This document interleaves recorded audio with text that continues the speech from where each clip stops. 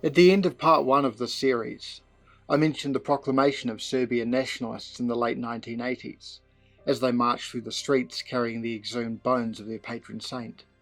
We will do our utmost to crush their race and descendants so completely that history will not even remember them. Beginning in 1992, Serbian militias began to put this plan into action. When Serb nationalists arrived in a predominantly Muslim town, the first people they targeted were intellectual and cultural leaders. Religious authorities, teachers, doctors and lawyers, business people, artists, poets and musicians. According to Michael Sells, the goal of this was to destroy the cultural memory of Bosnian Muslims. The people that were identified for extinction, and this wasn't through mass killings as happened in the Holocaust or under Pol Pot. It was through targeted killings that would kill enough people, kill the intelligentsia, kill the teachers, the artists, the historians, the people that had any sense of history, and then drive the others out. Then destroy all testimony to their existence, whether it be libraries, shrines, book collections. In many cases, these ethnic cleansing militias actually had art historians and other intellectuals with them operating to help identify, tell them where the private libraries were, where the collections of Persian poetry manuscripts, or where the collections of 16th century chess sets were, and to destroy them. It was very scientifically done in many cases in Bosnia and Herzegovina. So the idea was then to destroy people in whole or in part by destroying them as a people. That is, individuals might survive, but historical and cultural consciousness, a sense of place, a sense of belonging, would have been eliminated. In an incident recounted by the Bosnian writer Ivan Lavrinovic, a Serb officer entered the home of an artist in Sarajevo. This artist was Serbian, but among his works was a piece that depicted a page from the Quran. Infuriated, the Serb officer ordered all the artworks taken out onto the street and shot to pieces with automatic weapons fire. The Serbs destroyed the Oriental Institute in Sarajevo, which was home to the largest collection of Islamic and Jewish manuscripts in the region. They later destroyed the National Library and National Museum. As you might expect, mosques were also a target. Between them, Serbian and also Croat nationalists destroyed an estimated 1,400 mosques. In many cases, the sites of the mosques were ploughed over and replaced with car parks. All evidence of their prior existence removed. Graveyards, birth records, work records, and other traces of the Bosnian Muslim population were eradicated. After all the mosques were destroyed in Foča, a historic town on the Drina River in southeastern Bosnia, the newly installed militant Serb mayor was asked by a reporter why were all the mosques destroyed. These included 6 mosques that dated back to the 15th century, including the Al-Ajah Jamia, one of the finest mosques of the 16th century in Europe. And he said there never were any mosques in Foča. The mayor of Zvornik, after 8 mosques were dynamited on a single day, made the exact same statement. There never were any mosques in Zvornik. Prior to destroying the recorded history and culture of the Bosnian Muslims, Serbian nationalists had been emphasizing their own historical narrative. As discussed in Part 1, the 1389 Battle of Kosovo had been elevated to a status of national law by the Serbian nationalists of the 19th century. That was still very much the case a century later. In his speech commemorating the 600th anniversary of the battle, Serbian President Slobodan Milosevic proclaimed, "Today it is difficult to know what is true and what is legend about the Battle of Kosovo. Today, that is not even important." Norman Cigar wrote of this nationalist use of history, not as a chronological record of the past and its scholarly study, but as an ideological club whose greatest utility was as a potential mobilization vehicle. The story was influential not just in the region, but worldwide. One cannot explain today's developments, much less the occurrence of genocide, simply by taking a mechanistic linear view of such a milestone as, say, the 1389 Battle of Kosovo, in which the Ottomans defeated the medieval Serbian state. This battle, however, has been perceived by many Western observers as the root of an enduring Serbian Islamic struggle and, ostensibly, the mainspring of the current situation. Michael Sells writes that when the national mythology was appropriated by political leaders, backed with military power and protected by the NATO nations, it became an ideology of genocide, a set of symbols, ritual, stereotypes, and barely concealed assumptions used to dehumanize a people as a whole, and justify the use of military power to destroy them. In Banja Luka, it was announced on local television that 1,000 Muslims would be allowed to remain in the city. All the others would have to go, one way or another. By the end of 1993, out of a pre-war population of 350,000 Muslims in the Banja Luka region, just 40,000 remained.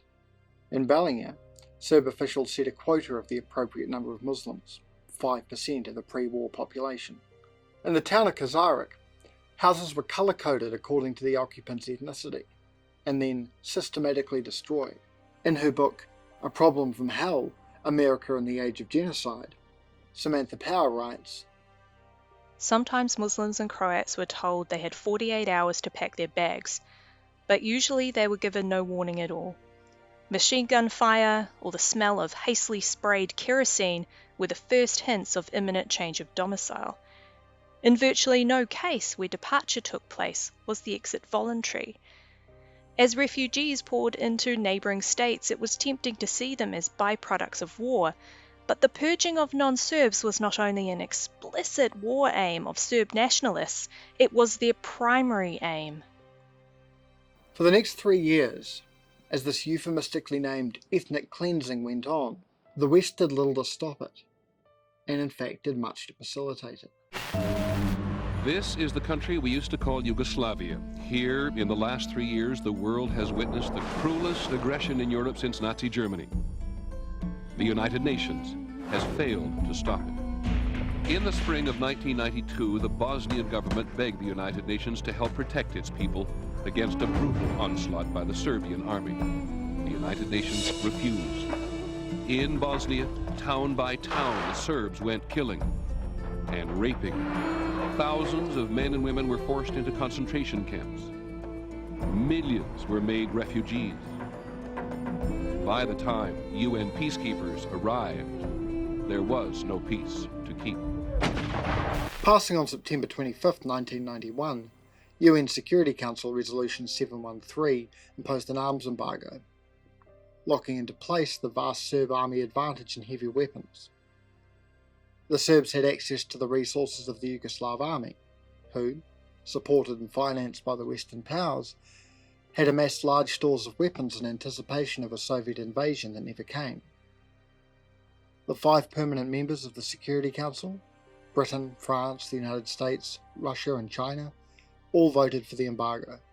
There is a growing disrespect for the international community from all sides. First, from the side of the aggressor, who frankly believes that the international community is not willing to step in and confront them. And second, from the side of the victim, who feels that the presence of the international community really is growing more useless by the day. Yes, they're being fed, but our people do not want to be beggars, and they look for the international community to take decisive action to stop this war, or at least to allow them to arm themselves and to defend our people and our country. Okay. In the following years, it became increasingly clear that what was happening in Bosnia was not a civil war, but a genocide of one ethnic group by another. The international community didn't completely ignore what was going on. The UN Security Council imposed economic sanctions, deployed peacekeepers, and helped deliver humanitarian aid. What the United States and its allies did not do until it was too late was intervene with armed force to prevent genocide.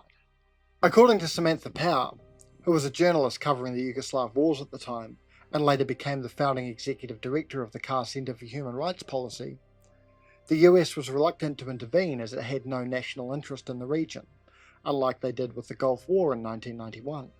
Iraq had eventually threatened US oil supplies, whereas Yugoslavia's turmoil threatened no obvious US national interests. The war was, quote, tragic, but the stakes seemed wholly humanitarian. It met very few of the administration's criteria for intervention. It's beyond the scope of this series to go into it too deeply, but Powell's book looks in part at the internal conflicts in the US establishment during the Bosnian War, including the at the time high-profile resignations of members of the US State Department. The main thing to be aware of is this wasn't a case of the Western powers being unaware that genocide was going on, but being aware of it and choosing not to use their power to stop it. One of the most poignant demonstrations of this was the January 14, 1994 letter to the New York Times from Louis Gentile, a Canadian diplomat who at that time was working for the United Nations High Commissioner for Refugees in Bosnia. The so-called leaders of the Western world have known what is happening here for the last year and a half. They receive play-by-play reports. They talk of prosecuting war criminals but do nothing to stop the crimes. May God forgive them. May God forgive us all. In Bosnia, sir, there's another issue of peacekeeping. You have recent events by the Bosnian Serbs, actions that have been taken against UN peacekeepers and military observers. You yesterday made a statement. You've been sending a message to them, but apparently that message has not been getting across. Why is that, would you say, and is there a chance that there could be a stalemate emerging? Well, I think that some friction was predictable when the policy began, but let me remind you that since the United Nations has taken a more vigorous approach and asked NATO to be available, in fact, to provide close air support and created the safe zone around Sarajevo, substantial progress has been made. After a long time when virtually no progress was made, we've had a relative peace in the Sarajevo area. We've had the agreement between the Croats and the Muslims, which is holding. We had some friction as a result of the last round of very modest airstrikes as a result of the shelling of Gorodze, which put United Nations personnel at risk. I think that what I have to do, again, is to clarify, if there is any real doubt, that the United States has no interest in having NATO become involved in this war and trying to gain some advantage for one side over the other. But I think we must maintain an absolutely firm support of the UN policy. We can't have our UN personnel there vulnerable to shelling and to attack with no one there to defend them. The United Nations does not wish to become involved in changing the military balance. Finally, I would say the most important thing is for the parties to get back to the negotiations. And I, again, want to say that Mr. Churkin from Russia is working hard on this. Our ambassador, Mr. Redmond, is there working. The United Nations is working. So I'd say our position is to be firm but not provocative and not trying to change the military balance. We need to get the negotiations back on track. But remember, this policy has produced a lot of progress after a prolonged period in which there was a lot of bloodshed and no progress. And I think if the Serbs will consider what the reality is, they will see that they have a lot more gain from negotiations than from provocation. We should just be firm and work through this. On July 6, 1995, Serbs attacked the UN safe zone of Srebrenica. There had been attacks before, but this one was different. As well as attacking the Bosnian Muslims, Serbs surrounded the positions of the UN peacekeepers. Knowing about the UN peacekeepers' don't shoot unless shot at mandate, they never attacked them directly. Colonel Tom Karamans, the Dutch commander of the UN troops, requested air support from his superiors, but as the UN peacekeepers were not directly under threat, it was denied. On July 9th, Ratko Mladic, the general of the Army of Republika Srpska, the Serb-held territories within Bosnia, took over the Srebrenica operation. The next day, the Serb army pushed forward with the goal of taking over the enclave. Two subsequent air support requests were rejected. The first because the Serbs stopped advancing until the planes ran out of fuel and had to return to base. The second because when the planes were refueled and the Serbs were advancing again, it was too dark. Karamans met with Muslim military leaders that night and assured them that at 6 AM the next morning, 40 to 60 NATO planes would arrive to stage a massive airstrike. But that didn't eventuate. There's no agreed upon reason why the planes didn't arrive that morning, but they didn't. Karamans made another request for air support over the phone, but was told he'd need to submit a form. Karaman submitted a paper form, and it was rejected because it was the wrong form. Once the right form was submitted, he was told that air support would arrive in 45 minutes. At 9:45 AM though, the request was denied. The misunderstanding was that command support had told Karamans air support could arrive in 45 minutes, not that it would. At 10 AM, Karamans made another request over the phone, and was again told he'd need to submit a form. By the time air support could be approved, the planes again had to be refueled. This bureaucratic back and forth arguably prevented a decisive change in the course of events. Mladic summoned Karamans for a pair of meetings at the local Hotel Fontana. At this point in the war, Karamans didn't really have a choice and accepted the request. There is footage of that meeting, which I'll show you now. No, I think General Mladic do not understand well. I'm not the person who requested it in a specific phase that the force commander will have those means available. And during the situation, as the situation occurred in the enclave, he will decide. And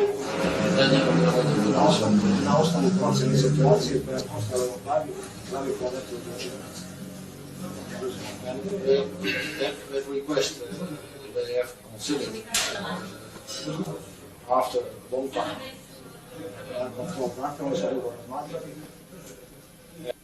Predstavnik svih strana upravo unutra I civilni I vojni. Jesu po vašem naređenju snage UNPROFOR-a dejstvovale danas u ranu Srebrenice protiv vojske? By your request, your airplanes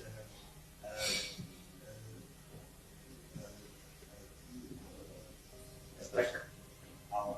Now I explain again, the request is not coming from a battalion. The request is that has been ordered.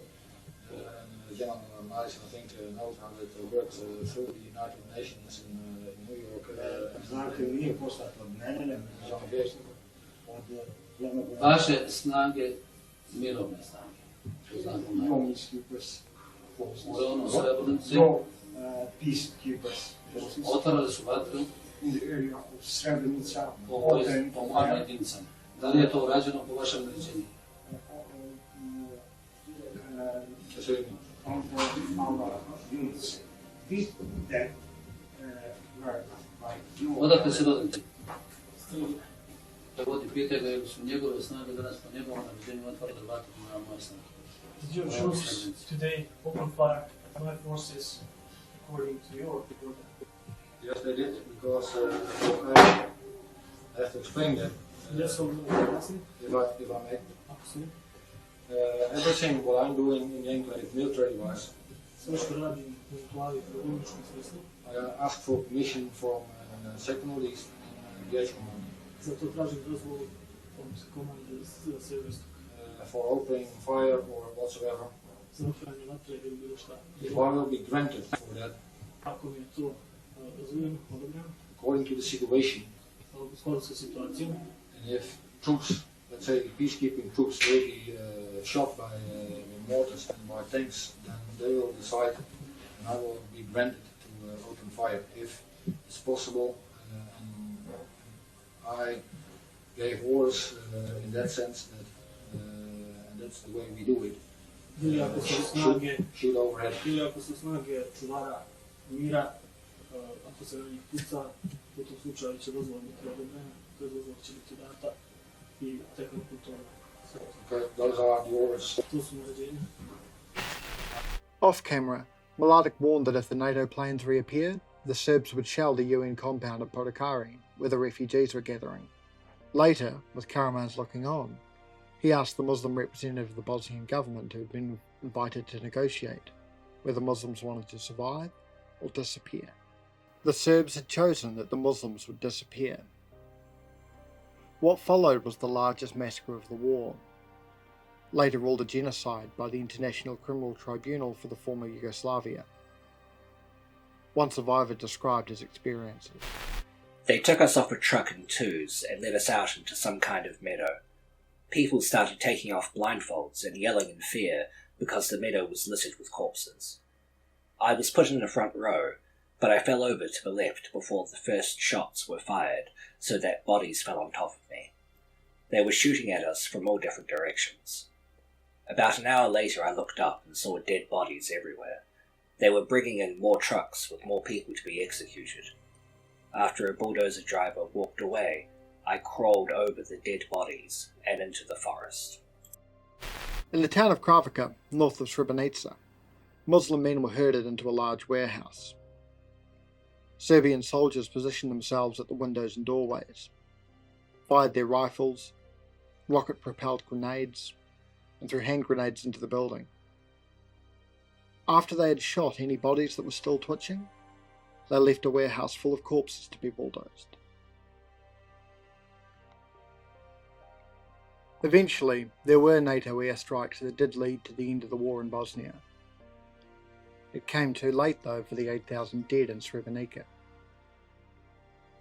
When Serbia started to ethnically cleanse the province of Kosovo, NATO was not as slow to act as they had been on Bosnia.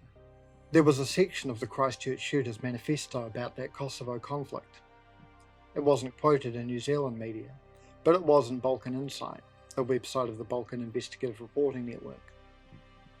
The terrorist criticised NATO forces for what he saw as attacking European Christians, who were trying to remove Islamic occupiers from Europe. The Royal Commission report into the shooting notes that while the terrorist was in the Balkans, it's at least possible that he visited some sites because of their association with historical events in which he was interested.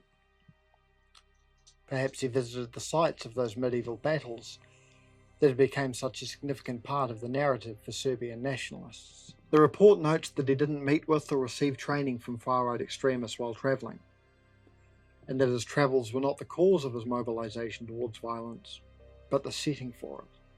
The individual was thus in Croatia, Serbia, Montenegro, and Bosnia and Herzegovina between 25th December 2016 to 31st January 2017. It was during this time that he wrote to the Bruce Rifle Club, which we see as the first tangible indications of his mobilisation to violence.